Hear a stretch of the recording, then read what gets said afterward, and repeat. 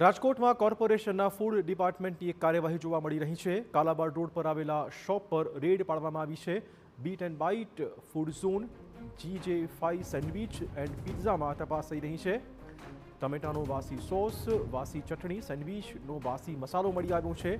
કુલ 28 kilogram અખાદ્ય જથ્થાનો નાશ કરાયો છે।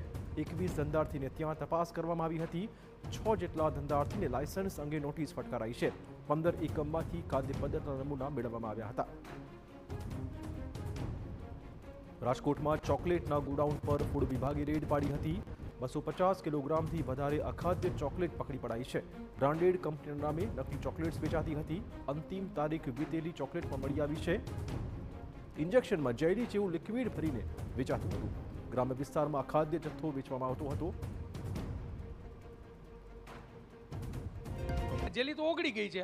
આ પ્રકારની બાળકો ખાય તો કેટલી અસર થાય? ખરાબ અસર થાય। સાચી વાત છે તમારી। એ મારી ભૂલ હતી કે મેં રાખ્યું। કેટલા સમયથી વેચો છો? એ તો હમણાં આવ્યું હતું, મહિનાથી થયા। એ આ ઉનાળો આવે ને એટલે આવું બધી આઈટમો આવતી હોય અમારે નવી નવી, એટલે અમે એને સેલ કરવા માટે મગાવતા હોય।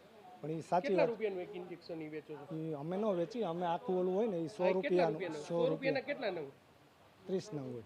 30 નંગ 100 રૂપિયાના, એટલે 3 રૂપિયાનું, એટલે 5 રૂપિયાનું બજારમાં વેચાતું હશે। 5 રૂપિયામાં શું આપી દો તમે લોકોને?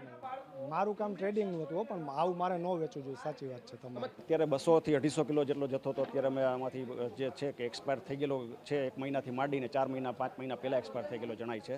આવો 200-250 કિલો જેવો જથ્થો અત્યારે મળી આવેલ છે। એ સિવાય અમે FSS એક્ટ હેઠળ અહીંથી સેમ્પલ પણ ઘણા બધા લેવાના છીએ। એ સિવાય એને પેનલ્ટી કરી અને તેમાં અખાદ્ય અથવા તો એક્સપાયરી જણાતો તમામ જથ્થાનો અમે નાશ કરીશું।